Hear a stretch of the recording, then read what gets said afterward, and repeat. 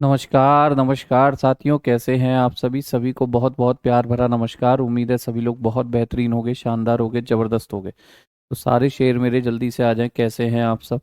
दीपक, wanted, खुशी, ठीक है, सभी को राम राम मेरे बच्चे। जय हिंद जय हिंद। कैसे हैं बोलेंगे सभी लोग एक बार फटाफट से। ठीक, गुड आफ्टरनून साथियों। तो जैसा कि आपको ज्ञात है सभी को कि लास्ट क्लास में हमने मेरे बच्चे एंशियंट हिस्ट्री का मुख लगाया था और अब हम मॉडर्न हिस्ट्री की ओर आ चुके हैं।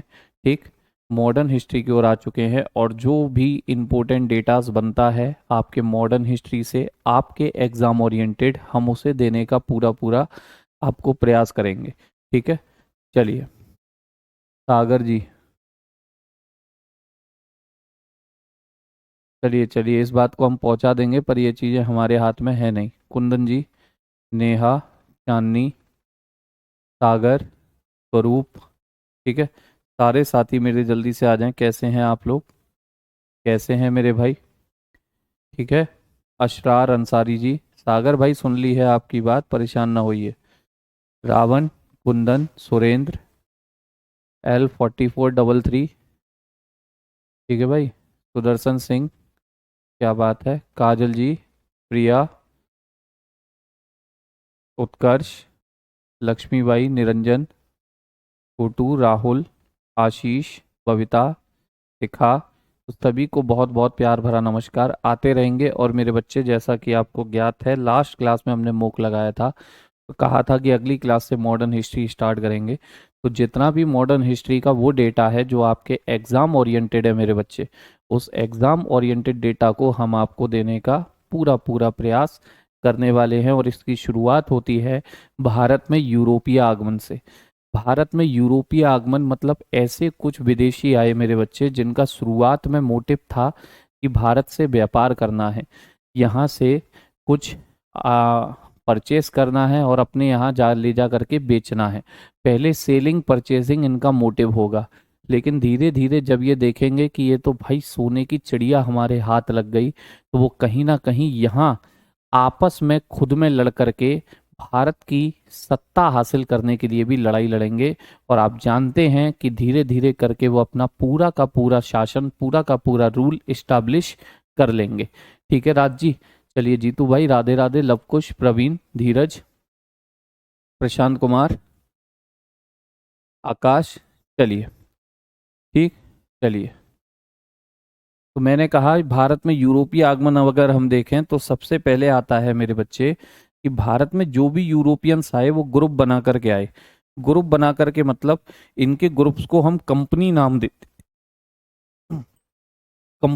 देते हैं। और आपसे पूछ भी लिया जाता है कि इनकी जो कंपनियां बनी हैं, जो भी यूरोपियंस भारत में आए उनकी कंपनियां कब कब बनी थी। तो बच्चे, सीक्वेंस ऑफ सीक्वेंस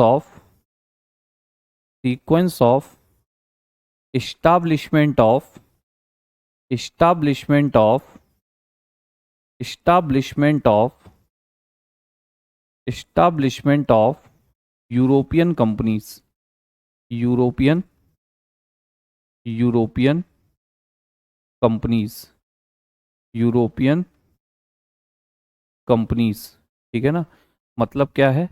यूरोपीय कंपनियों की स्थापना का क्रम, यूरोपीय कंपनियों की यूरोपीय यूरोपियन कंपनियों की यूरोपियन कंपनियों की जो भी भारत में ग्रुप्स आए व्यापार करने, उन्होंने जो अपने ग्रुप की स्थापना की वो कब की थी। तो यूरोपीय कंपनियों के स्थापना का क्रम, यूरोपीय कंपनियों के स्थापना का क्रम। ठीक है बच्चे, बहुत तसल्ली से बहुत आराम से बताऊंगा।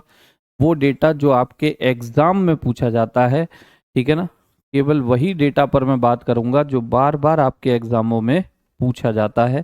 तो मेरे बच्चे, अगर कंपनी स्थापना के सीक्वेंस की बात करें तो सबसे पहले आपको पता है कंपनी बनती है पुर्तगीज।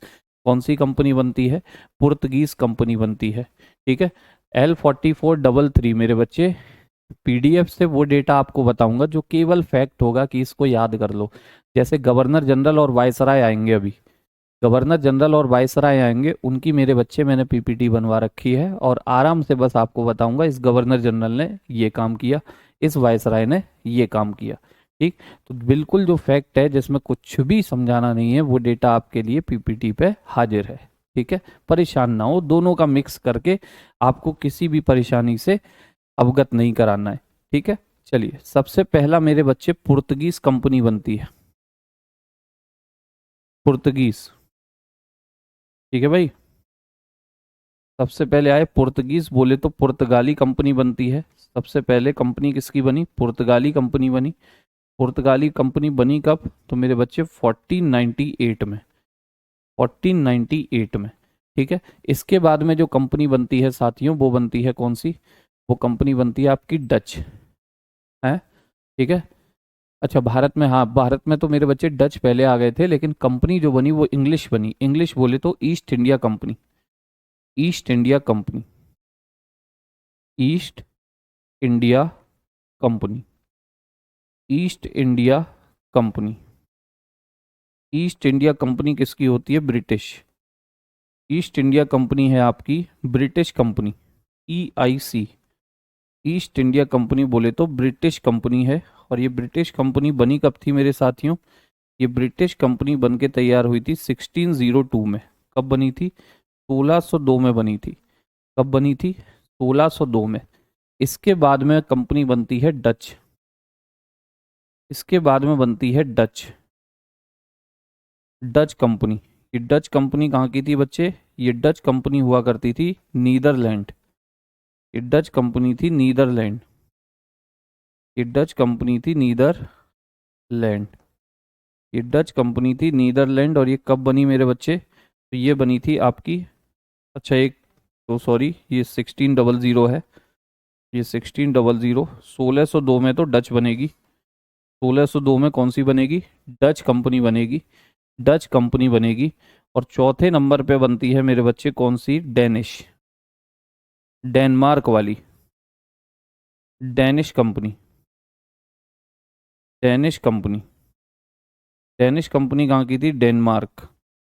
डेनिश कंपनी कहाँ की थी? Denmark, Denmark. और ये कंपनी कब बनी थी? तो 1616 में बनी थी बच्चे, 1616 में बनी थी, 1616 में। और पांचवा नंबर है मेरे बच्चे फ्रेंच, पांचवा नंबर है फ्रेंच। फ्रेंच नाम से ही आपको पता चल रहा होगा कि फ्रांस की हो जाती है। कहाँ की हो जाती है? फ्रांस की हो जाती है। और ये फ्रेंच कंपनी कब बनी थी मेरे बच्चे? ये बनी थी आपकी 1664 में, 1664। तो ये है आपके कंपनी बनने का क्रम, कंपनी बनने का। छोटू भाई हिंदी में भी मेरे बच्चे ईस्ट इंडिया कंपनी को ईस्ट इंडिया कंपनी कहते हैं। ये ब्रिटिश की कंपनी थी। ठीक है, डच को, ये डच है डच, DUTCH, DUTCH, डच को हिंदी में भी डच कहते हैं। ये नीदरलैंड की कंपनी थी, 1602 में बनी। डेनिश को हिंदी में भी डेनिश बोलेंगे, डेनमार्क की कंपनी थी, सन 1616 में बनी। और फ्रेंच कंपनी ये फ्रांस की थी, 1664 में बनी। अब ये पांचों कंपनी बनने का क्रम है, लेकिन भारत आने का क्रम कुछ और, भारत आने का क्रम इनका कुछ और है। भारत आने का क्रम यहाँ बीच में थोड़ा गड़बड़ होता है। बीच में मतलब ये डच और अंग्रेजों के बीच में गड़बड़ होता है, बाकी कहीं नहीं होता।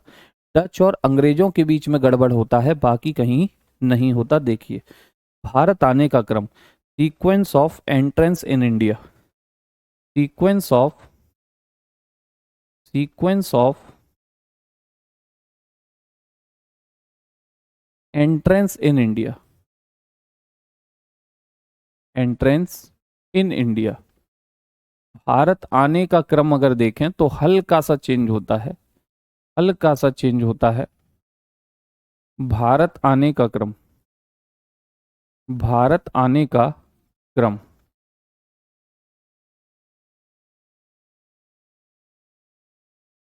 भारत आने का अगर क्रम देखेंगे आप तो भारत आने का क्रम हल्का सा चेंज है मेरे बच्चे। सर कैसे? सबसे पहले जो भारत आए वो वास्तव में पुर्तगीज ही आए। पुर्तगीज सबसे पहले आए थे, सबसे लास्ट में जाएंगे। सबसे पहले आए पुर्तगाली, पुर्तगाली, पुर्तगाली। ठीक है, कब आए? 1498। दूसरे नंबर पे जो भारत आए वो आए आपके ब्रिटिश। ब्रिटिश की सॉरी दूसरे नंबर पे जो भारत आए वो आए आपके डच। डच यानी वो नीदरलैंड वाले, नीदरलैंड वाले। दूसरे नंबर पे जो भारत आए ये नीदरलैंड वाले आए 1605। तीसरे नंबर पे ब्रिटिश की कंपनी पहले बनी थी लेकिन भारत आने में लेट हो गए। ब्रिटिश की कंपनी पहले बनी थी लेकिन भारत आने में डचों के बाद आते हैं। डचों के बाद आते हैं, कब आए थे? 1608 में आए थे। विलियम हॉकिंस वाला कॉन्वे आया था, ठीक है, 1608। 1608। फोर्थ नंबर पे मेरे बच्चे फिर आते हैं डेनिश, डेनमार्क वाले। फोर्थ नंबर पे आते हैं डेनिश, डेनमार्क वाले। फोर्थ नंबर पे आए डेनमार्क वाले, ये डेनिश लोग, डेनिश लोग, ठीक है, डेनिश 1620। और सबसे लास्ट में आने वाले यूरोपियंस थे, सबसे लास्ट में आने वाले यूरोपियंस थे फ्रेंच। फ्रेंच बोले तो फ्रांसीसी, फ्रेंच बोले तो फ्रांसीसी, फ्रेंच बोले तो फ्रांसीसी, ठीक है साथियों, फ्रेंच यानी कि फ्रांसीसी, फ्रेंच बोले तो फ्रांसीसी। सबसे लास्ट में आए थे मेरे बच्चे फ्रांसीसी, कब आए थे? 1668, ठीक है। तो वो कंपनी बनने का सीक्वेंस था, ये भारत आने का सीक्वेंस है, ये भारत आने का सीक्वेंस है। हम ये कह सकते हैं कि अशोक के शासन के बाद बीसी से एडी शुरू हुआ, ठीक है मेरे बच्चे। ये सागर भैया कितने खतरनाक लोग हैं। अब कह लीजिए ईसा के जन्म के बाद की घटनाएं एडी होती हैं, ईसा के जन्म से पहले की घटनाएं बीसी होती हैं, ठीक है। चलिए, मर गए अंग्रेजी छोड़ कर गए, गाय की पूंछ काट कर गधे को जोड़ गए। अरे क्या बात है रोनाल्डो, कतई शेरो शायरी करते हो यार आप तो सबसे पहले थोड़ी सी बात करते हैं मेरे बच्चे पुर्तगीज पर। तो Portuguese in India, Portuguese in India, Bharat में पुर्तगाली, Portuguese in India,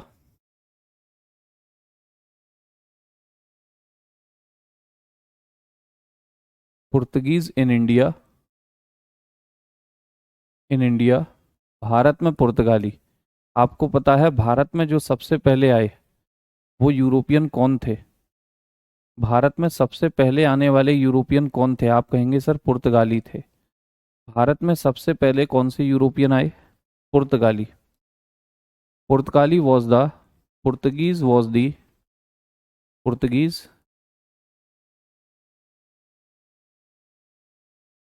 was the first European, first European, first European who came to India, who came, who came to India, who came to India, who came to India for, for the purpose of, for the purpose of trade, for the purpose of trade, for the purpose of trade. और सबसे पहले यही European आए थे, लिख लेना, पुर्तगाली, पुर्तगाली, पुर्तगाली व्यापार के उद्देश्य से, व्यापार के उद्देश्य से, व्यापार के उद्देश्य से, व्यापार के उद्देश्य से भारत आने वाले, भारत आने वाले, भारत आने वाले पहले यूरोपियन थे, पहले यूरोपियन थे, पहले यूरोपियन थे। और मेरे बच्चे इनमें भी, इन पुर्तगालियों में भी सबसे पहले कौन आया था? सबसे पहले कौन आया था? सबसे पहले कौन आया था? देखो जो चीजें पूछी जाती हैं मैं केवल उसी की चर्चा करूंगा, मैं केवल उसी की चर्चा करूंगा, मैं आपको पहले ही बता रहा हूं, ठीक है। आइए, तो अराइवल ऑफ फ्रांसिस्को 1664, मेरे बच्चे फ्रेंच कंपनी बनी थी 1664 में, लेकिन भारत आई है फ्रैंको कैरो की लीडरशिप में 1668 में, 1667 में निकली थी, 1668 में भारत आई थी, याद रखें। जो भी आपका नाम है मेरे बच्चे, अमित कुमार, ठीक है। बनने का सन अलग होता है, भारत आने का अलग होता है। फिर बात आती है कि इन ग्रुप में भी सबसे पहले कौन आया था? तो भैया इन ग्रुप में भी सबसे पहले कौन आया था? तो Vasco D gamma, Vasco da Gama, Vasco da Gama, Vasco da Gama was the Vasco da Gama was the first Portuguese was the first Portuguese first Portuguese first Portuguese who came to India. Portuguese who came to India, who came to Calicut. जगह का नाम क्या था मेरे बच्चे? Calicut. who came to Calicut, who came to Calicut. Calicut कहाँ होता है? ब्रैकेट में लिख लीजिएगा, Kerala, Kerala India. who came to Calicut,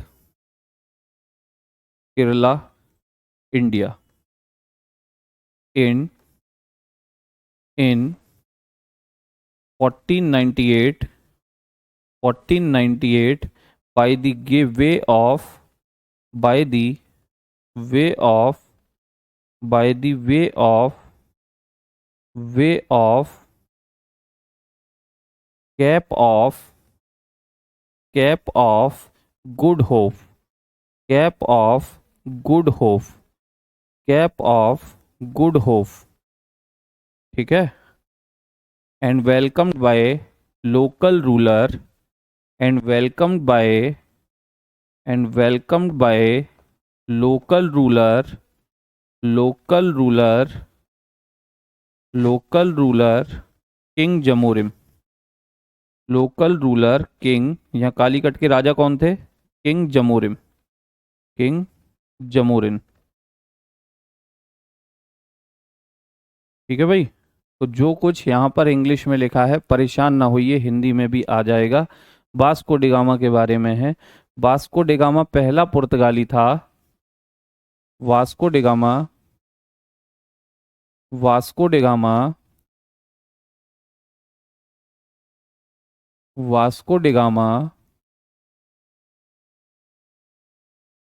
Vasco da Gama पहला पुर्तगाली था, पहला पुर्तगाली था, पहला पुर्तगाली था जो जो Cape of Good Hope, Cape of, ठीक है, नाम याद रखना मेरे बच्चे, एज इट इज पूछा जाता है किस रास्ते भारत आया था। Cape of Good Hope, Cape of Good Hope के रास्ते, के रास्ते, केप ऑफ गुड होप के रास्ते 1498 में, 1498 में कालीकट, कालीकट ब्रैकेट में लिख लीजिए केरल आया था, आया था। और इसका स्वागत किसने किया था? और इसका स्वागत यहाँ के शासक, और इसका स्वागत, और इसका स्वागत यहाँ के शासक, और इसका स्वागत यहाँ के शासक जमोरिम द्वारा किया गया था। और इसका स्वागत यहाँ के शासक, क्या नाम मिलता है बच्चे? जमोरिम द्वारा, जमोरिम द्वारा, जमोरिन द्वारा किया गया था, जमोरिन द्वारा किया गया था। ठीक है ना। जमोरिन ने इससे कहा कि क्या करने आए हो? इसने कहा कि मैं सामान खरीदने बेचने आया हूँ। बेचने तो ये कुछ आया नहीं था, खरीदने ही आया था। मसाले यहाँ से इसने खरीदे और वापस लेके चला गया। पुर्तगाल में इसने उनको बेचा, बहुत इसको प्रॉफिट हुआ, बहुत इसको प्रॉफिट हुआ मेरे बच्चे। ठीक है। हाँ जी, कोलंबस ने अमेरिका की खोज की थी। ठीक, भारत की खोज में निकला था लेकिन अमेरिका पहुंच गया। भारत के रास्ते की खोज में निकला लेकिन अमेरिका पहुंच गया था। ठीक है। तो ये वास्को डिगामा की बात है। इसके बाद मेरे बच्चे जब इनकी कंपनी बनी, इसके वापस लौटने के बाद, तो यहाँ पहला वायसराय आता है, first Portuguese governor, first Portuguese governor, पुर्तगालियों का पहला governor, first Portuguese governor, first Portuguese governor, जब इन्होंने देखा भारत तो भैया सोने की चिड़िया लग रहा है, यहाँ के सामान यहाँ से खरीद करके यूरोप में बेचो, बहुत अच्छे दामों पर बिक रहे हैं। तो यहाँ कंपनी आई और पहला पुर्तगाली गवर्नर बना के किसको भेजा?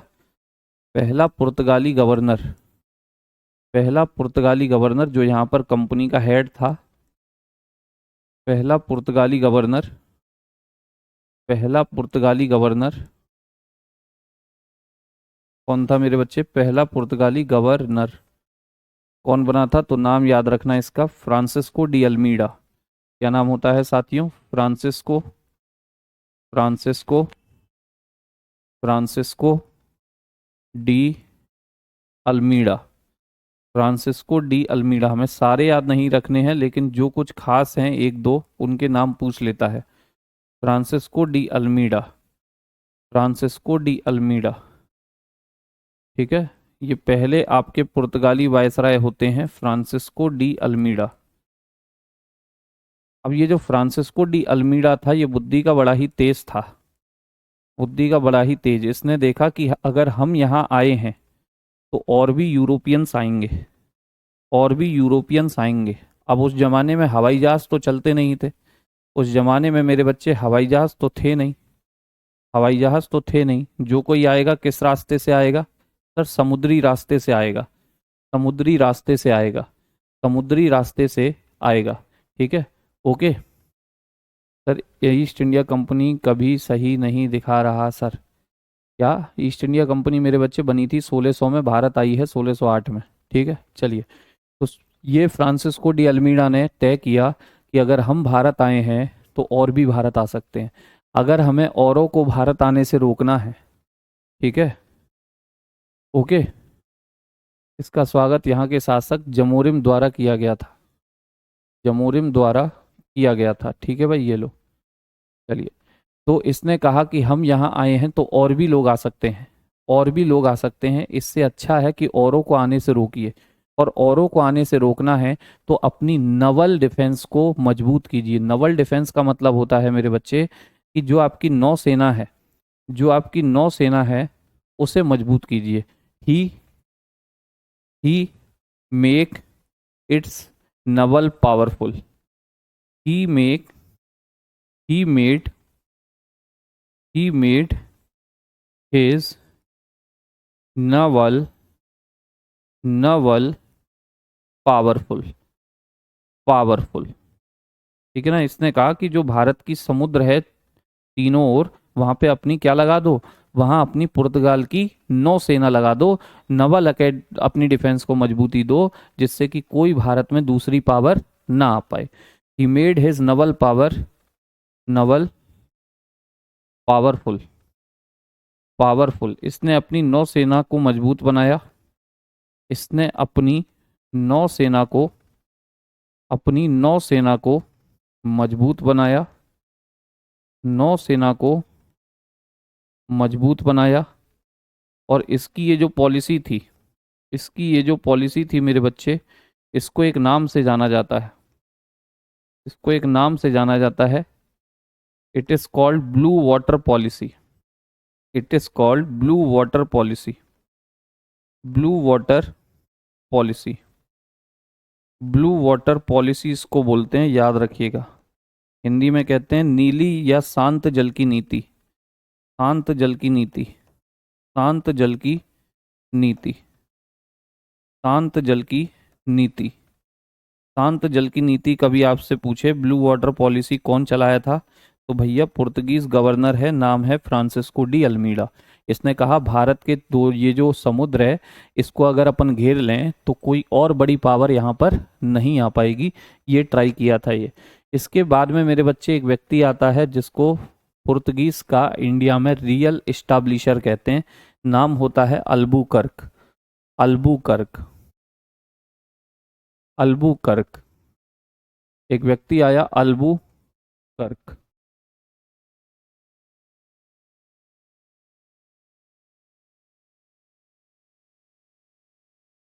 अल्बुकर्क इसका नाम मिलता है, अल्बुकर्क इसका नाम मिलता है। इसने सोचा कि कैसे भी करके भारत को अपने कब्जे में रखना है।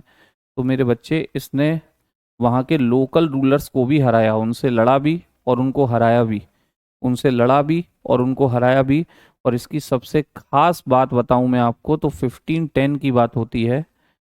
He defeated he defeated he defeated Bijapur region, he defeated Bijapur ruler, Bijapur ruler, Bijapur ruler Yusuf Adil Shah, Bijapur ruler Yusuf Adil Shah, Yusuf Adil Shah and occupy the Goa region and occupy occupied the Goa region, occupied the Goa region, occupied the Goa region।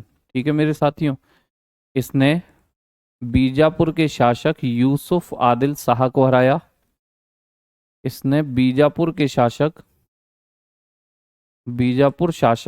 Yusuf Adil Shah को हराया, यूसुफ आदिल शाह को हराया, यूसुफ आदिल शाह को हराया, आदिल शाह को हराया और गोवा पर कब्जा किया, और गोवा पर कब्जा किया, गोवा पर कब्जा किया, गोवा पर क्या किया साथियों? कब्जा किया, गोवा पर क्या किया? कब्जा किया। ठीक है, इसको successor of Francisco de Almeida भी कहते हैं। ठीक है ना, successor of Francisco de Almeida, या फिर आप इसे कह सकते हो मेरे बच्चे, खास पॉइंट बोलूं तो he was the real establisher of Portuguese in India, he was the real एस्टाब्लिशर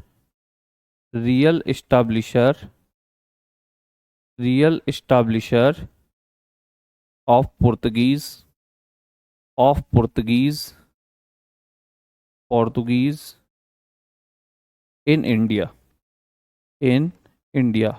ये भारत में पुर्तगालियों का वास्तविक संस्थापक माना जाता है। ठीक, यह भारत में पुर्तगालियों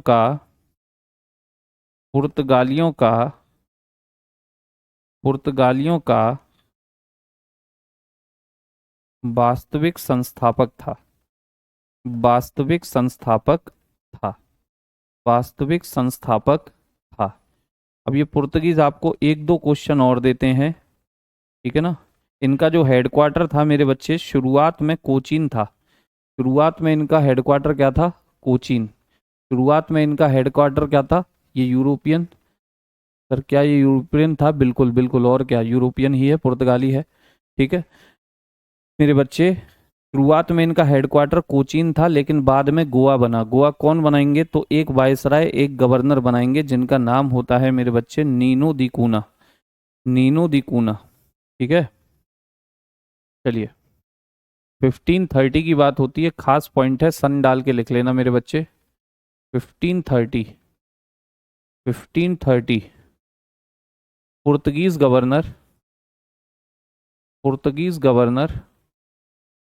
पुर्तगीज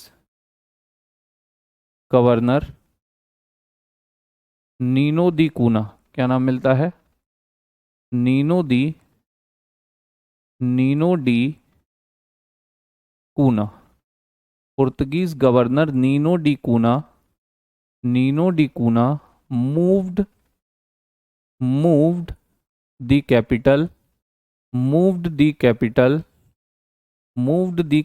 कैपिटल कह लो या हेडक्वार्टर कह लो, मूव्ड द कैपिटल या फिर headquarter from Cochin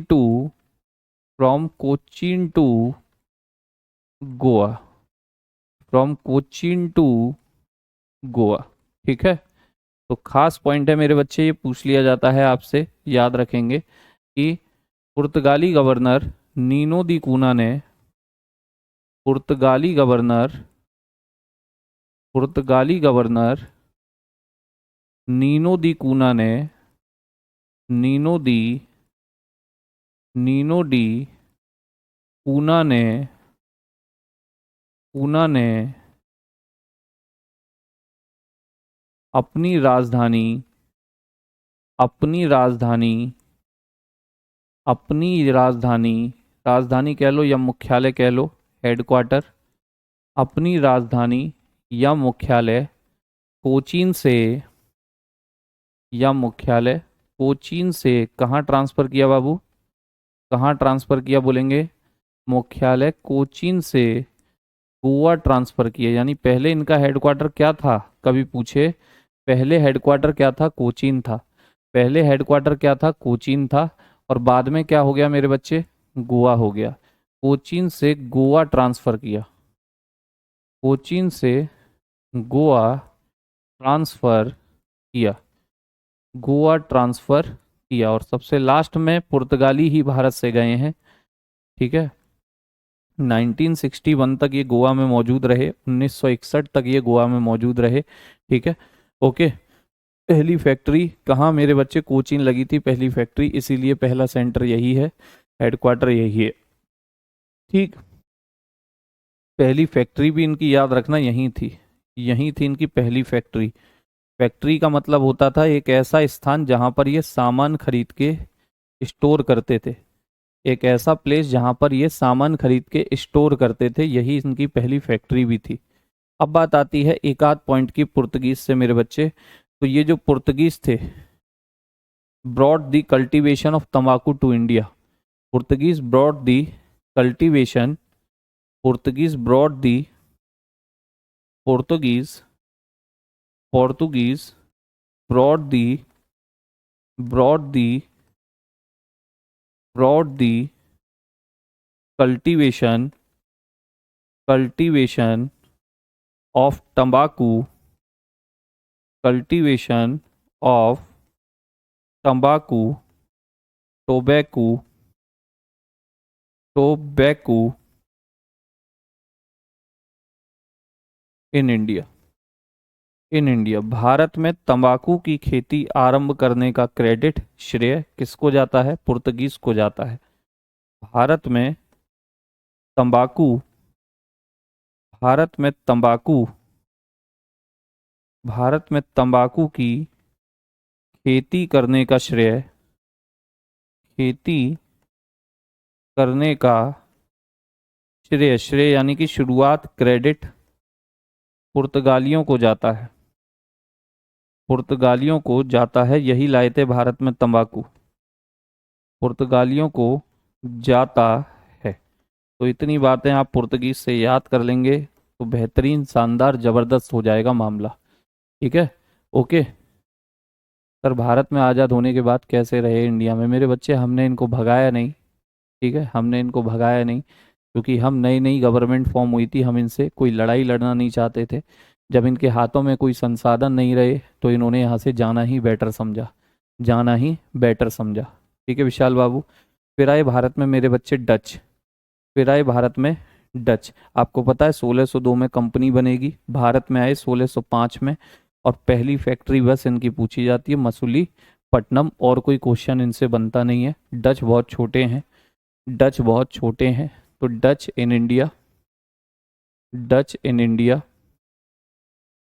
Dutch in India, Dutch in India. Bharat में डच, भारत में डच, भारत में अगर डच की बात करें तो डच कहाँ के निवासी थे? डच कहाँ के निवासी थे? Dutch belongs to the Netherlands.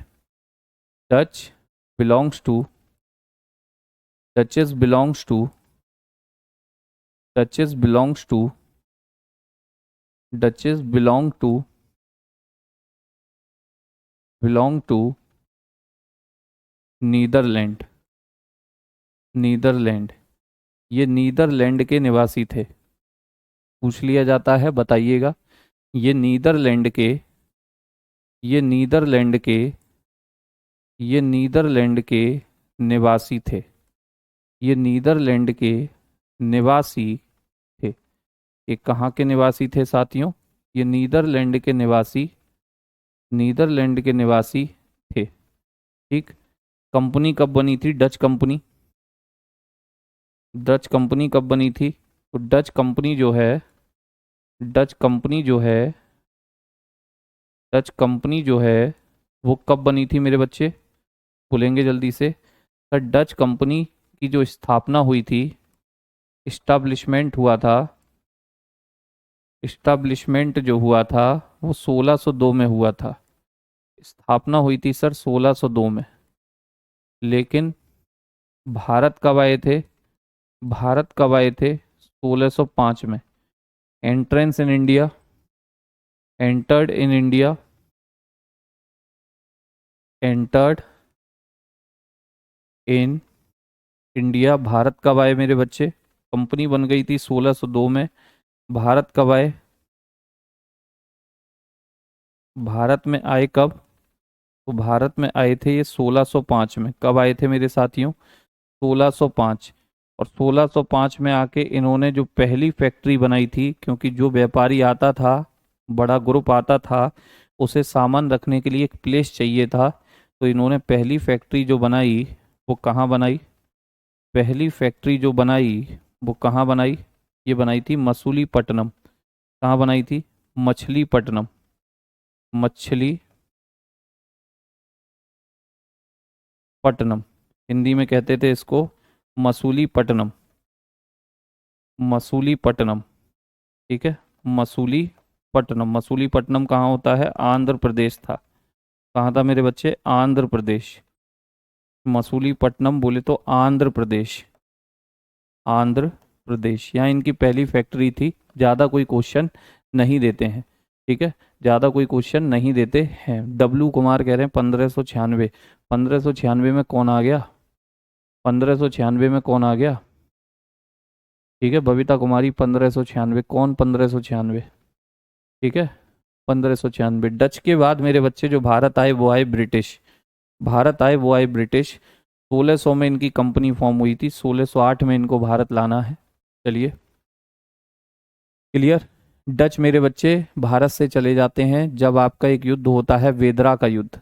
वेदरा का युद्ध 1759। 1759 अंग्रेजों और किसके बीच होता है? वो डचों के बीच होता है। उसके बाद ये भारत से चले जाते हैं। ठीक है सचिन भाई। वेदरा का युद्ध 1759 है, घटा लेना, गिनती आती होगी इतनी। ठीक। Next, British.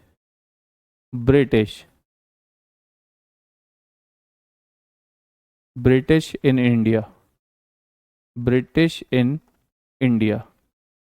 British in India. Bharat में अगर ब्रिटिश की बात करें, भारत में अगर ब्रिटिश की बात करें, भारत में ब्रिटिश, भारत में अगर ब्रिटिश की बात की जाए तो भाइयों,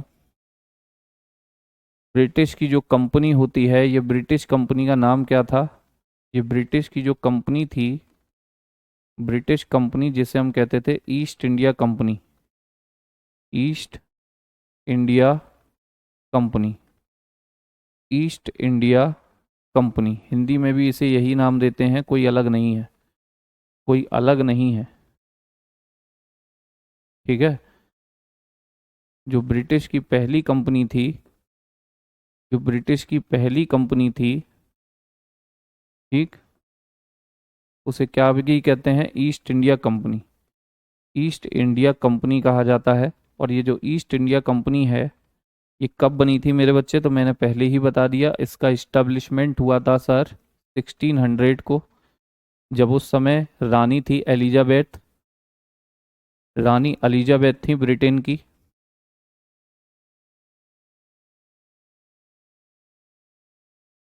स्थापना कब हुई थी सर? स्थापना हुई थी मेरे बच्चे 1600 को इसकी स्थापना हुई थी। 1600 को इसकी स्थापना हुई थी। सन 1600 में इसकी स्थापना हुई। और ये इसका जो पहला कॉन्वे था वो भारत कब आया? Its first convoy, its its first convoy, its first convoy came to India, came to India, came to India in the leadership of in the leadership of in the leadership of in the leadership of William Hawkins of Captain William Hawkins Captain William Hawkins Captain William Hawkins by red dragon ship. जो पूछा जाता है हर एक चीज मेरे बच्चे लिखी जा रही है, ठीक है। Red dragon ship, by red dragon ship in in 1608 in 1608। इनका पहला दल, ईस्ट इंडिया कंपनी का पहला दल 1608 में 1608 में कैप्टन विलियम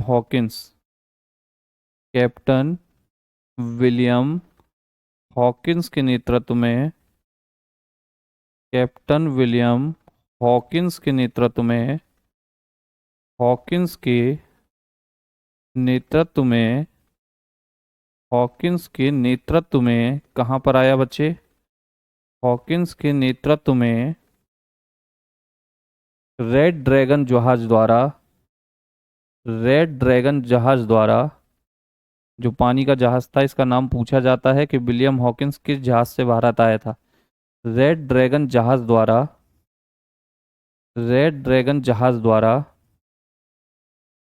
भारत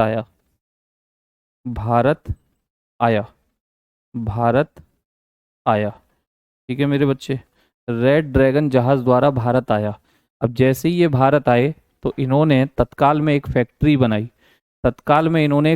बनाई। ठीक है, ये गुजरात के आसपास मौजूद थे उस समय पर, और इन्होंने तत्काल में एक फैक्ट्री बनाई 1608 में ही, 1608 में इन्होंने पहली ब्रिटिश फैक्ट्री बनाई। पहली ब्रिटिश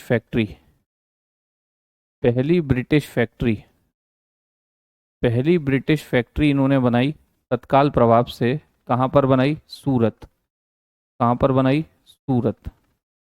पहली ब्रिटिश फैक्ट्री कहाँ बनाई? सूरत, गुजरात।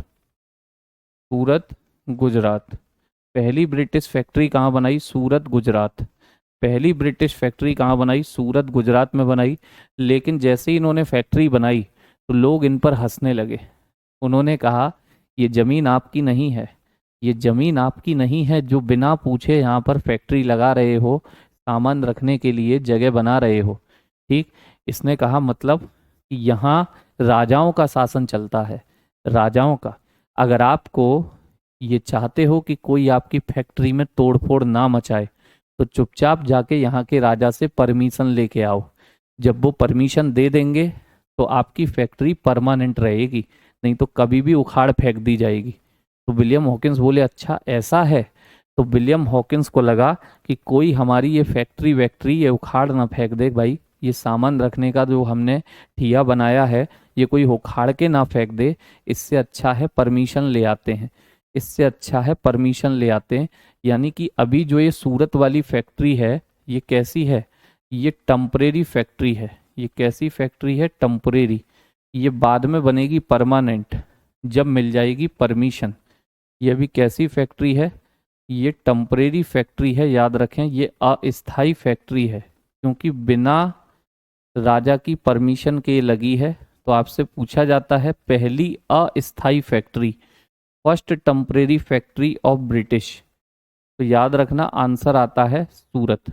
और पहली फैक्ट्री पूछे तो भी सूरत है ब्रिटिश की, पहली टेम्परेरी पूछे तो भी सूरत है। ये परमानेंट कब हुई ये अलग से पूछा जाएगा, क्योंकि जब राजा की परमिशन मिलेगी तब होगी परमानेंट, तब होगी मेरे बच्चे परमानेंट। ठीक है, तो मेरे साथियों फिर जहांगीर बाबू गए, ये सॉरी विलियम हॉकिंस बाबू गए उस समय के मुगल रूलर से मिलने, आगरा में मिले, याद रखें। ठीक, विलियम हॉकिंस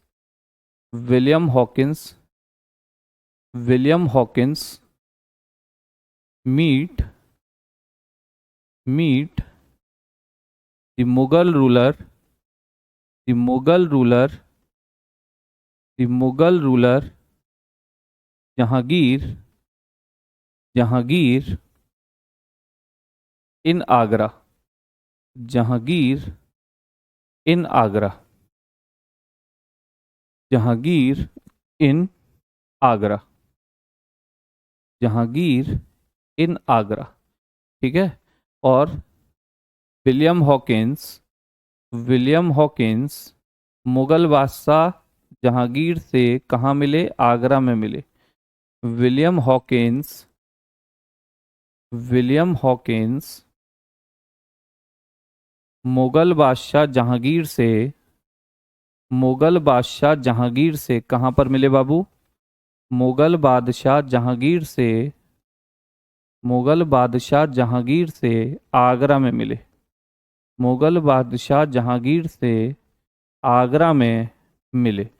अब जैसे ही आगरा में मिले तो मेरे बच्चे ये बड़ी तैयारी से गए। आप देखो 1608 में आए हैं, मिलने जा रहे हैं 1609 में, मिलने जा रहे हैं 1609 में। तो आप कहेंगे इतने समय तक इसने क्या कहा, इतने समय तक इसने क्या किया, इतने समय तक इसने क्या किया? तो मेरे बच्चे इतने समय तक ये वेट करता रहा इम्प्रेस करने का जहांगीर को। जहांगीर को अंग्रेजी नहीं आती थी, जहांगीर के दरबार की, मुगल दरबार की भाषा अरबी फारसी हुआ करती थी। तो मेरे बच्चे इसने उर्दू सीखी, इसने यहाँ रह करके उर्दू सीखी और उर्दू सीख करके ये गया और जहांगीर के सामने उर्दू में बात करने लगा। वकालिफ नकालिफ फलाना ठिकाना इस तरीके से। जहांगीर बोला, ए रुक रुक रुक, तू तो अंग्रेज है, हैं? तू तो अंग्रेज है, इंग्लिश है इंग्लिश, है? और तू क्या बोल रहा है? उर्दू बोल रहा है, तू उर्दू बोल रहा है। आज से तेरा नाम होगा इंग्लिश खां, आज से तेरा नाम होगा इंग्लिश खां। तू उर्दू बोल रहा है खानों के जैसे, वाह। और है तू अंग्रेज इंग्लिश, तो आज से तेरा नाम होगा इंग्लिश खां। तो विलियम हॉकिंस को मेरे बच्चे किसकी उपाधि दिया था? ये इंग्लिश खां की उपाधि। ठीक, याद रखिएगा। Jahangir, Jahangir gave, Jahangir gave, Jahangir gave the title, the title of, of English Khan, English Khan, English Khan to, to William Hawkins, to William, William Hawkins, to William Hawkins.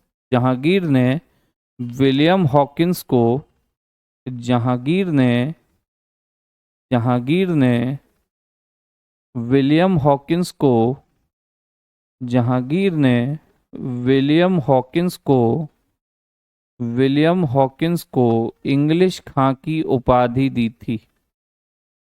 William Hawkins को इंग्लिश खां की, इंग्लिश खां की, इंग्लिश खां की उपाधि दी थी। याद रखिएगा, इंग्लिश खां की उपाधि दी थी।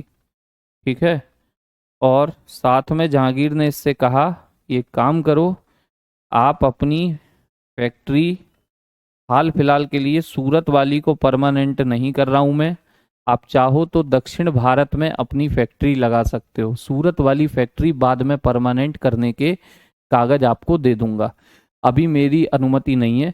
क्योंकि सूरत में मेरे बच्चे पुर्तगाली वगैरह भी थे, तो मुगल जहांगीर ने कहा कि अभी देखो वहां पे पुर्तगाली हैं, तो अभी मैं आपको नहीं दे सकता, लेकिन कुछ समय बाद आपकी फैक्ट्री को परमानेंट करने के ऑर्डर दे दूंगा, तो अभी आप दक्षिण में लगा लो।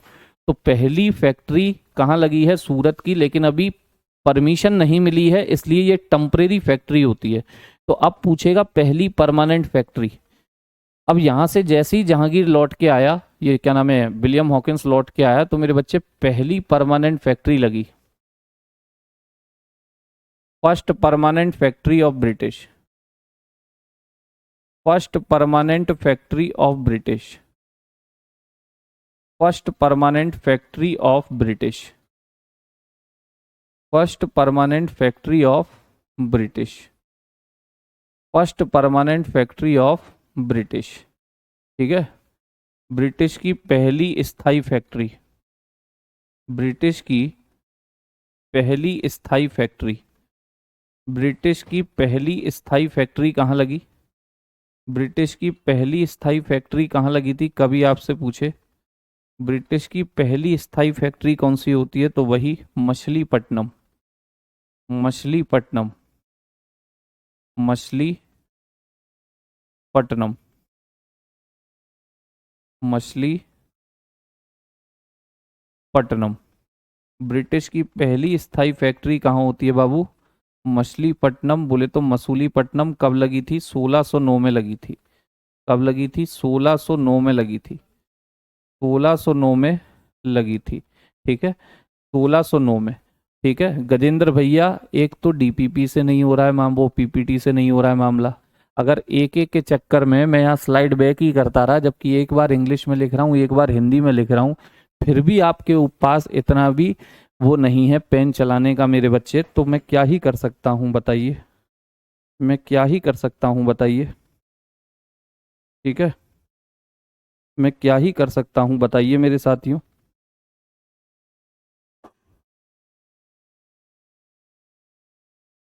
बताइए, मैं क्या ही कर सकता हूँ मेरे बच्चे, बोलेंगे एक बार? जब मैंने आपसे कहा कि मेरे साथियों हिंदी इंग्लिश दोनों में एक एक बार हो रहा है, तब भी आप नहीं लिख पा रहे हैं, तो बिल्कुल ही रद्दड़ मामला है आपका, ठीक है। तो 1600, 1600, अच्छा 16 अब बात आती है मेरे बच्चे 1611, 1609 में यहाँ फैक्ट्री लग गई। अब बात आएगी 1613 की, 1613, 1613, वो सूरत की फैक्ट्री भी तो परमानेंट करा दो, वो सूरत की फैक्ट्री। अच्छा, अरे 9 हो गया यहाँ पर, सो सॉरी, 9 में तो मिलने ही गया था, 9 में तो मिलने ही गया था, 1611 कर लीजिएगा, 1611, 1613 की बात आती है। अब वो सूरत की फैक्ट्री परमानेंट करने का समय आ गया, ठीक है, सूरत की फैक्ट्री परमानेंट करने का समय। Factory of Surat, factory of Surat, factory of Surat, factory of Surat become, become permanent, become permanent, factory of Surat become permanent, बोले तो सूरत की फैक्ट्री को स्थायी बनाया गया, सूरत की फैक्ट्री को, सूरत की फैक्ट्री को स्थायी बनाया गया।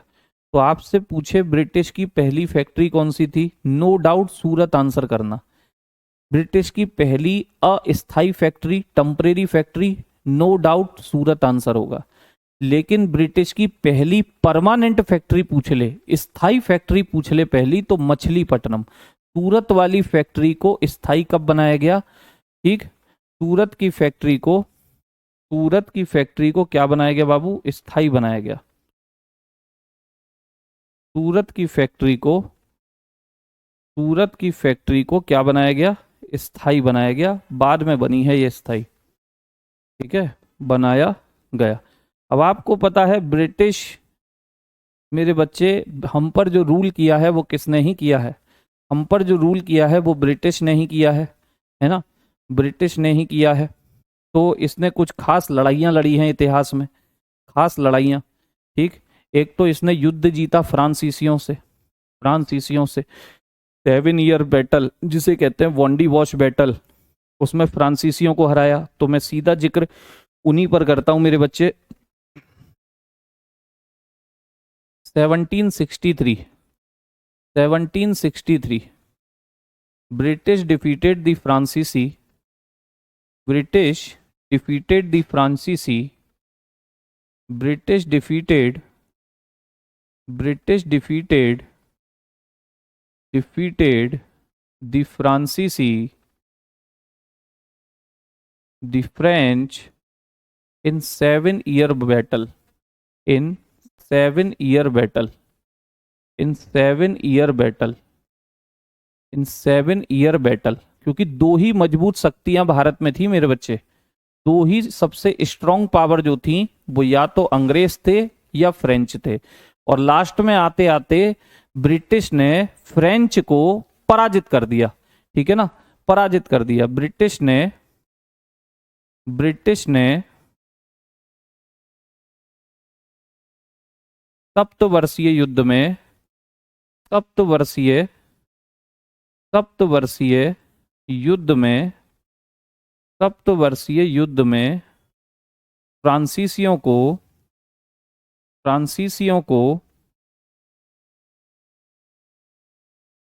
पराजित किया। सप्तवर्षीय युद्ध में फ्रांसीसियों को क्या किया बाबू? पराजित किया। सप्तवर्षीय युद्ध में फ्रांसीसियों को पराजित किया। सप्तवर्षीय युद्ध में फ्रांसीसियों को पराजित किया। और इसका जो सबसे मेन बैटल हुआ, इसका जो सबसे मेन बैटल था, इसका जो सबसे मेन बैटल था, मुख्य युद्ध था, ये आपसे पूछ लेता है। इसका जो सबसे मेन बैटल था वो था मेरे बच्चे, मुख्य युद्ध जो था उसे हम कहते हैं बैटल ऑफ बॉन्डी वॉश। इसमें फ्रांसीसी पूरी तरह वॉश हो गए थे और भारत से रवानगी कर गए मेरे बच्चे, रवानगी कर गए। Battle of Wandiwash. दो ही बड़ी पावर थी भारत में, यूरोप की दो ही बड़ी पावर थी मेरे बच्चे। Battle of Wandiwash, Wandiwash, battle of Wandiwash, Wandiwash का युद्ध, वांडी वॉश का युद्ध, वांडी वॉश का युद्ध, वांडी वॉश का युद्ध, जो कि कब हुआ था? 1760 में हुआ था। ब्रिटिश और फ्रांसीसियों के बीच हुआ था। 1760 में हुआ था, ब्रिटिश और फ्रांसीसी के बीच हुआ था। इसमें मेरे बच्चे पूरी तरह से वॉश हो गए थे फ्रांसीसी। दो ही बड़ी पावरफुल लोग यूरोप के यहाँ पर मौजूद थे, या तो ब्रिटेन या फ्रेंच, या तो ब्रिटिश या फ्रेंच। अब कोई एक व्यक्ति ही भारत में रूल कर सकता था, और वो रूल मेरे बच्चे इन युद्धों ने साबित किया कि ब्रिटेन भारत में करेगा रूल, और ब्रिटिश शक्ति यहाँ पर मौजूद हो गई। ठीक है, हाँ जी, हाँ जी, हाँ जी देव प्रसाद। अब इसने दो युद्ध भारतीय राजाओं को हराए। दो युद्धों में बड़े बड़े भारतीय राजाओं को इन्होंने हराया। दो बड़े बड़े युद्धों में इन्होंने भारतीय राजाओं को हराया। जैसे मेरे बच्चे एक हुआ 23 जून 1757, 23 जून 1757, 23 ऑफ जून 1757, 23 जून 1757।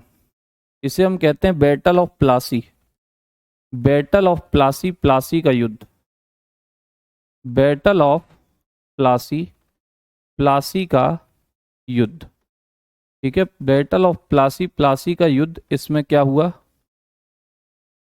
इसमें क्या हुआ मेरे साथियों कि जो आपके रॉबर्ट क्लाइव नाम के अंग्रेज थे, रॉबर्ट क्लाइव नाम के अंग्रेज थे, उन्होंने बंगाल नवाब सिराजुद्दौला को हराया था। इसको हराया था बंगाल नवाब सिराजुद्दौला। ठीक है ना, Robert Clive,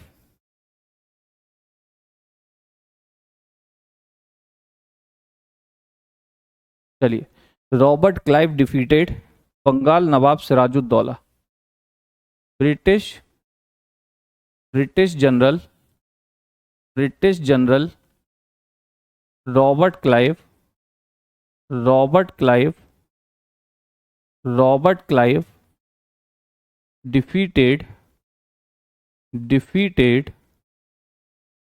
defeated the Bengal Nawab, the Bengal Nawab Sirajuddaula, Bengal Nawab Sirajuddaula, Siraj Siraj ud Daula, Siraj ud Daula. ठीक है भाई, Siraj ud Daula. British general British general British general Clive ने ब्रिटिश जनरल क्लाइव ने ब्रिटिश जनरल क्लाइव ने किसको हराया बाबू? ब्रिटिश जनरल क्लाइव ने बंगाल के गवर्नर, बंगाल के गवर्नर या बंगाल के नवाब कहिए, बंगाल के नवाब सिराजुद्दौला को हराया। सिराजुद्दौला को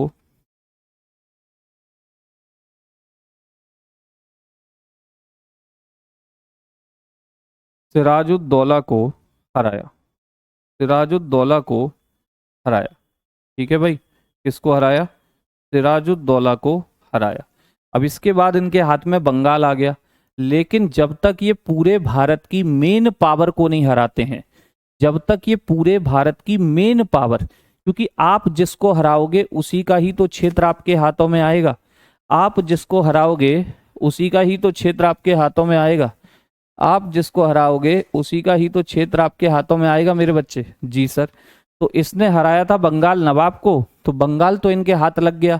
लेकिन साथियों, अगर पूरा भारत चाहिए, अगर पूरा भारत चाहिए तो भारत की महाशक्ति को हराना होगा, और भारत की महाशक्ति इस समय पर मेरे बच्चे मुगल लोग थे, मुगल लोग थे, मुगल लोग। और मुगल लोगों में इस समय राजा आएगा शाह आलम, और एक बैटल होने वाली है, बैटल ऑफ बक्सर, बैटल होने वाली है, battle of Buxar.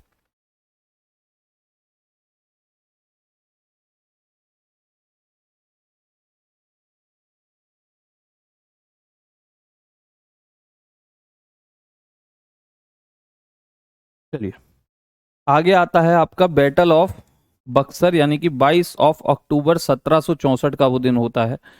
22 of October 1764, 22 of October 1764।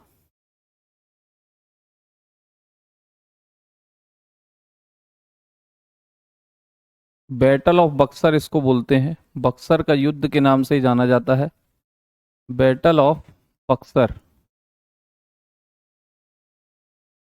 Battle of Buxar इसको बोलते हैं।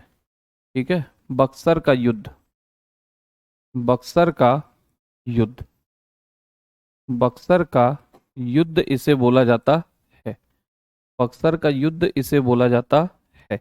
और ये जो बक्सर का युद्ध था, इसमें क्या हुआ था, एक ब्रिटिश जनरल था, उसने एक यूनियन को हराया था, British general Hector Munro, British general, British general Hector Munro, Hector Munro, British general Hector Munro defeated, defeated Indian union, Indian union, Indian union.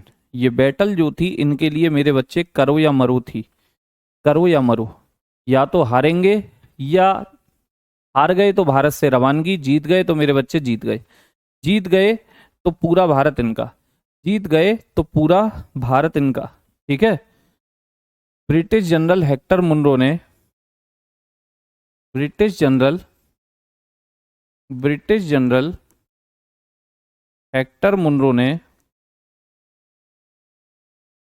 British general Hector Munro ने भारतीय संघ को पराजित किया।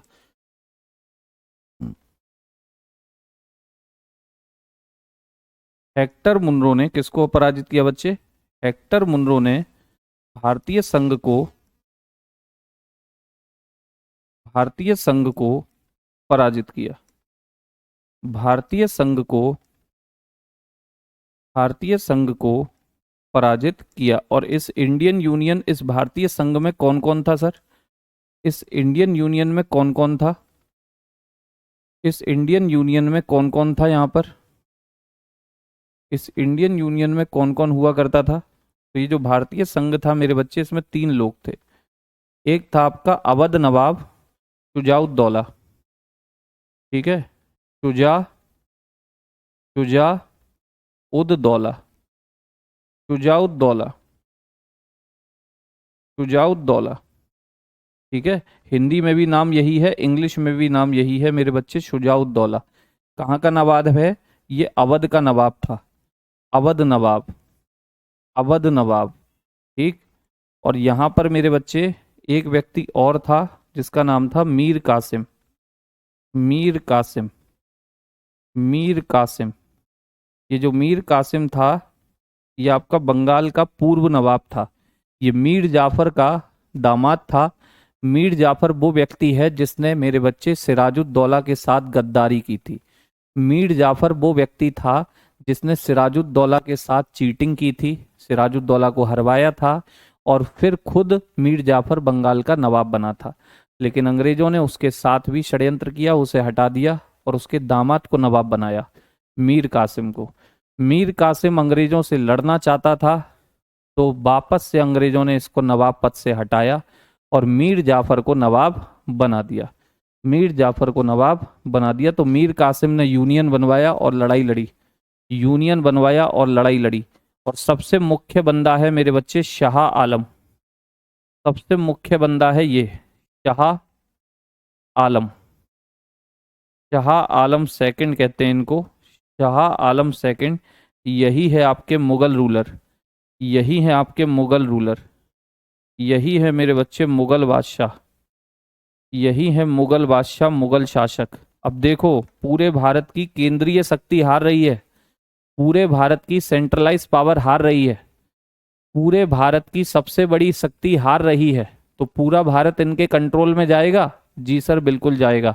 इसीलिए कहते हैं after this battle British rule, British rule were started. After this battle, after this battle, after this battle, after this battle British rule, British rule, British rule in India, in India was was started, was started। इस युद्ध के बाद, इस युद्ध के बाद भारत में, इस युद्ध के बाद भारत में ब्रिटिश शासन की शुरुआत हुई। ठीक है ना, प्लासी से नहीं हुई थी, प्लासी में तो बंगाल जीते थे, लेकिन अब पूरा भारत इनके कंट्रोल में आया, क्योंकि इन्होंने भारत की सबसे बड़ी पावर को हराया। भारत में ब्रिटिश शासन की, ब्रिटिश शासन की शुरुआत हुई, ब्रिटिश शासन की शुरुआत हुई। और इसका क्रेडिट किसको जाता है? क्रेडिट किसको जाता है मेरे बच्चे? ये ब्रिटिश रूल, भारत में ब्रिटिश रूल की स्थापना का क्रेडिट किसको जाता है? तो याद रखना रॉबर्ट क्लाइव को। किसको जाता है? रॉबर्ट क्लाइव, क्योंकि रॉबर्ट क्लाइव ही वो व्यक्ति है। हाँ जी, हाँ जी, जी जी जी, मुंगेर ले गया था राजधानी मीर कासिम, मुंगेर यानी कि बिहार, पहले मुर्शिदाबाद थी। ठीक। अब एक खास बात यहाँ लिख लेना, ये जो रॉबर्ट क्लाइव है डबल स्टार लगा के, इसी को कहते हैं establisher of British rule in India, establisher of British rule in India. Establisher क्योंकि इसने कुछ ऐसी पॉलिसियां चलाई जिससे ब्रिटिश रूल मेरे बच्चे बढ़ता चला गया भारत में। Establisher of British rule, British rule, British rule in India, British rule in India.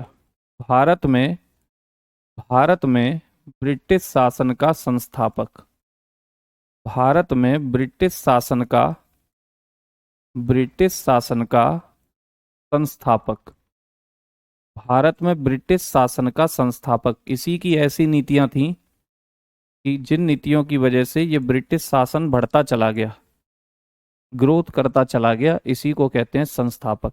ठीक है, ओके। क्लास चलेगा भैया कोमल जी कम से कम अभी 20-25 मिनट। ठीक है, 20-25 मिनट। चलिए, अब कुल मिलाकर के ब्रिटिश रूल स्टार्ट होना है, लेकिन और कंपनियों को भी तो ला दो। पढ़ना तो हमें ब्रिटिश रूल ही है। इसके तुरंत बाद भारत में इनके गवर्नर और वायसराय पढ़ाऊंगा, इसके तुरंत बाद से ही शुरू करूंगा गवर्नर और वायसराय। लेकिन और कंपनियों को भी तो ले आओ। ठीक है, और कंपनियों को भी तो ले आओ। ठीक, चलिए अब आते हैं डेनिस। डेनिस मेरे बच्चे बिल्कुल छोटे होते हैं, जिनको आप कहते हो डेंस इन इंडिया। 1616 में इनकी कंपनी बनी थी, 1620 में ये भारत आते हैं। ठीक है, 1620 में ये भारत आते हैं। चलिए, डेंस इन इंडिया, बिल्कुल छोटे हैं, खत्म, केवल याद रखना भारत कब आए। डेंस या डेनिश भी आप कह सकते हो।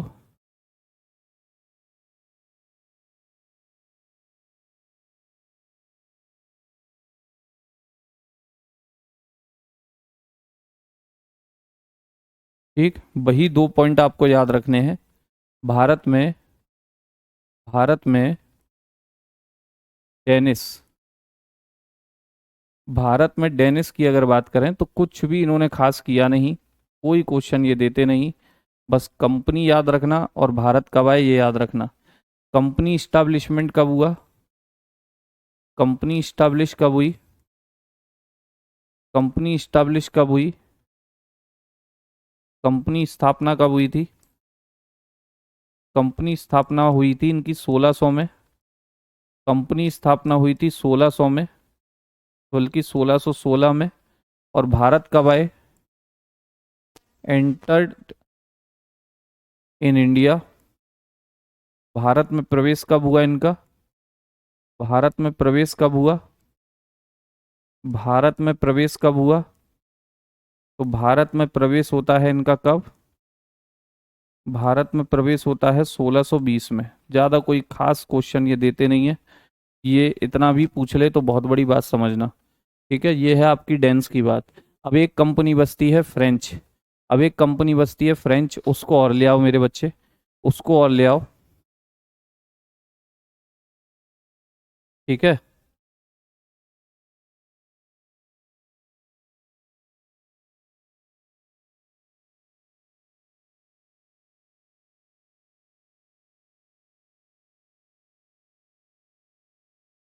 चलिए चलिए, तो बच्चे ले आते हैं French in India, French in India, French in India, French in India. Bharat में फ्रांसीसी, भारत में फ्रांसीसी। मेरे बच्चे भारत में 5 यूरोपीय आए हैं जिनमें 2 बहुत पावरफुल थे, भारत में 5 यूरोपीय आए हैं जिनमें 2 बहुत पावरफुल थे। सबसे पहला मेरे बच्चे ब्रिटेन और दूसरा अब आया है फ्रेंच, दूसरा अब आ रहा है फ्रेंच। यही दोनों आपस में लड़े और इन्हीं दोनों में से जो विजेता बना हम उसके गुलाम बने। ठीक है, विजेता बना ब्रिटेन तो रूल भी किया ब्रिटेन। ठीक, ये लास्ट यूरोपियन है, last European, last Europeans, last Europeans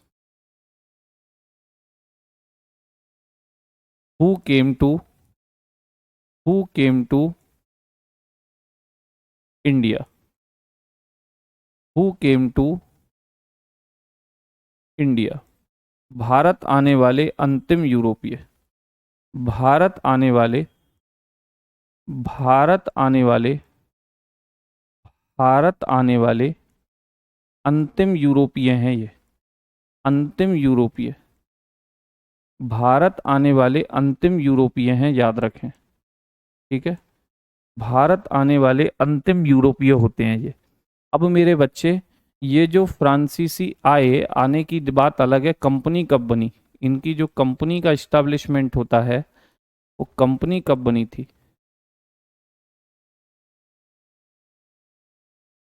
company की स्थापना कब हुई थी, कंपनी की स्थापना कब हुई थी, कंपनी की स्थापना कब हुई थी मेरे साथियों। तो कंपनी जो इनकी बनी थी, जो कंपनी इनकी बनी थी वो बनी थी मेरे बच्चे कब, गुरुदेव 1664 में। और ये भी पूछता है कि किसने बनाई थी, किस राजा के समय बनी थी, ये भी पूछ लेता है, तो याद रखना बाय, बाय मिनिस्टर, एक मंत्री थे, बाय मिनिस्टर कोलबर्ट, क्या नाम मिलता है, Colbert, during, during the period of, during the period of, during the time period of, time period of king, king, ठीक है ना, 14th इनका नंबर था मेरे बच्चे, नाम होता है इनका लुइस 14। ठीक है ना, king Louis 14, king Louis, king Louis 14, Louis 14वां इनका नंबर है, लुई 14वां इनका नंबर है, याद रखें, लुई 14th। 14th को ऐसे लिखते हैं, 10 बना दो एक्स और इसके आगे 4 और जोड़ दो ऐसे, ये हो गया 14। ठीक है, लुई 14वां किसके द्वारा, राजा लुई 14वां के समय पर, राजा लुई 14वां के समय पर, राजा लुई 14वां के समय पर मंत्री कोलबर्ट द्वारा, किसने बनाई थी? मंत्री कोलबर्ट द्वारा, मंत्री कोलबर्ट द्वारा, मंत्री कोलबर्ट द्वारा ये कंपनी बनी थी, याद रखें। अब ले आइए इनको भारत, अब ले आइए इनको भारत, अब ले आइए इनको भारत। ठीक है, ओके, चलिए अब इनको भारत ले आइए, अब इनको भारत ले आइए। ये भारत पहुंचेंगे मेरे बच्चे 1668 में, 1668, 1668, 1668 first convoy of, first convoy of French company, French company came to India, came to India in the leadership of, in the leadership of, in the leadership of Franco Caro, in the leadership of Franco, Franco Caro, Franco Caro. ठीक, फ्रांसीसी company का पहला दल, फ्रांसीसी company का पहला दल, फ्रांसीसी कंपनी का पहला दल, फ्रांसीसी कंपनी का पहला दल, पहला दल फ्रैंको कैरो के नेतृत्व में, फ्रैंको कैरो के नेतृत्व में, फ्रैंको कैरो के नेतृत्व में, लीडरशिप में कहाँ पहुंचा मेरे बच्चे? फ्रैंको कैरो के नेतृत्व में भारत पहुंचा, भारत पहुंचा और इन्होंने अपनी पहली फैक्ट्री लगाई।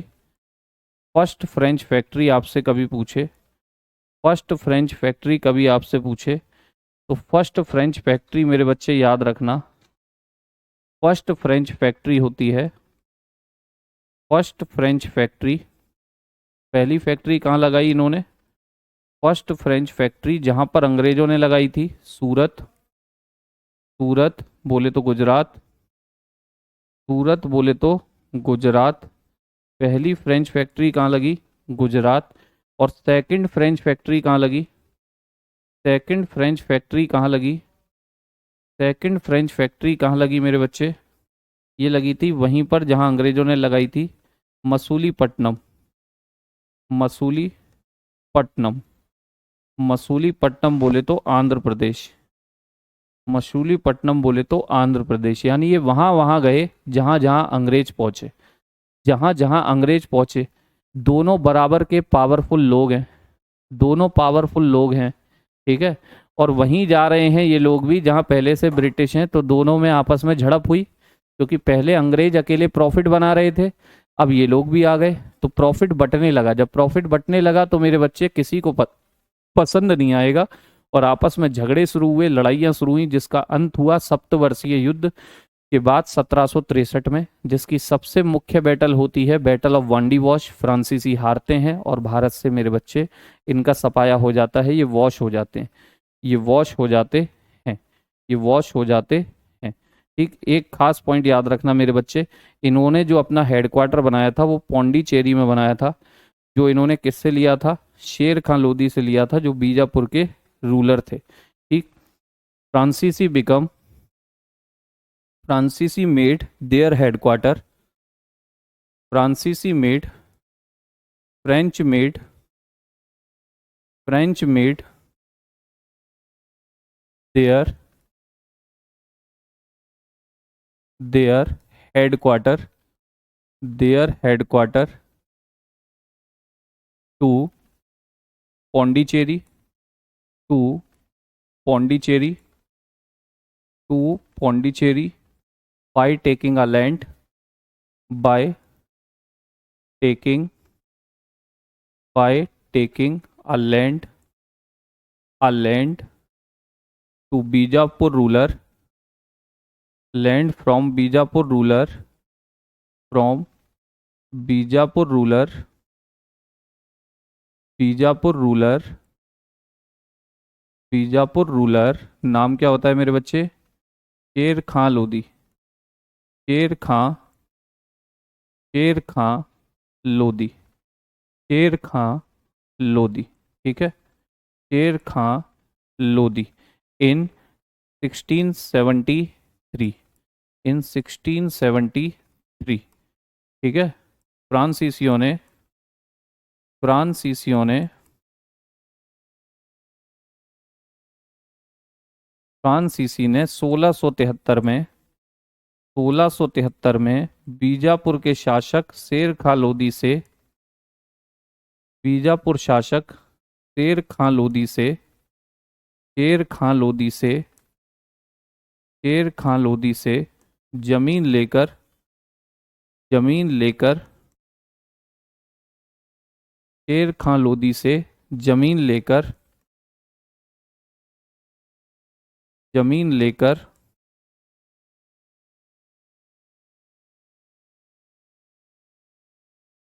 पौंडीचेरी में, पौंडीचेरी में अपना मुख्यालय बनाया था, पौंडीचेरी में अपना मुख्यालय, अपना मुख्यालय बनाया था, अपना मुख्यालय बनाया था, अपना मुख्यालय बनाया था, ठीक है मेरे साथियों। तो ये हो गई आपकी मेरे बच्चे सबकी एंट्रेंस, और हम है जिसे, जिसके बारे में हमें पढ़ना है वो कौन व्यक्ति होंगे?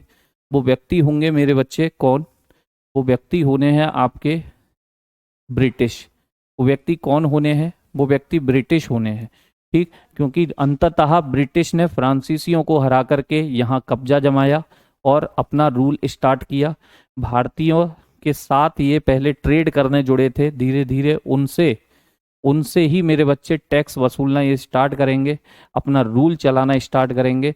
और रूल चलाने के लिए यहाँ पर तरह तरह के गवर्नर और गवर्नर जनरलों की नियुक्ति होती है, अपने गवर्नर और गवर्नर जनरलों जनरलों की नियुक्ति होती है। वांटेड भाई तमिलनाडु में बनाई थी, ठीक है। चलिए, तो गवर्नर और गवर्नर जनरल जो ब्रिटिश के आए वो कौन कौन से आए देखिए, मैं आपको सामने दिखाता हूँ, ये लीजिए, ठीक है, ये लीजिए। कुछ एक की आज बात करूंगा, कुछ एक की कल बात करूंगा। Important events under the governor general of India, governor general of India, ठीक है। जैसे भारत के गवर्नर जनरल के तहत महत्वपूर्ण घटनाएं, तो जरा देखिए, सबसे पहला इंपोर्टेंट नाम, जो इंपोर्टेंट होगा उस पे मेरे बच्चे आपको डबल टिक लगा मिल जाएगा। वॉरेन हेस्टिंग करके एक व्यक्ति आया, 1772 से 85 तक रहा था मेरे बच्चे, 1772 से लेके 85 तक। और इसके टाइम की एक महत्वपूर्ण घटना है, इसके टाइम पर ही एक एक्ट आया था, पिट्स इंडिया एक्ट। आपसे बस पूछेगा पिट्स इंडिया एक्ट जब आया तो भारत के गवर्नर जनरल कौन थे? ये बंगाल के गवर्नर जनरल कौन थे? ये वॉरेन हेस्टिंग जो हैं first governor general of Bengal थे, first governor general, first governor general of Bengal, first governor general of Bengal, first governor general of Bengal, Bengal के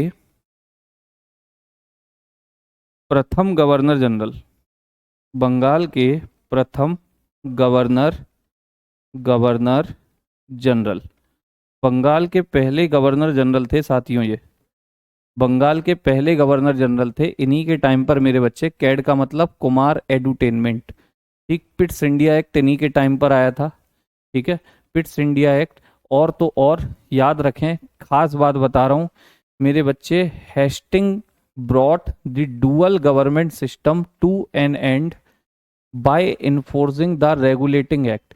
इसी के टाइम पर क्या आया था मेरे बच्चे, 1773 का रेगुलेटिंग एक्ट आया था, और इस एक्ट से द्वैध शासन प्रणाली समाप्त हो गई थी। द्वैध शासन प्रणाली, डुअल रूल पॉलिसी समाप्त हो गई थी। इसे चलाया किसने था?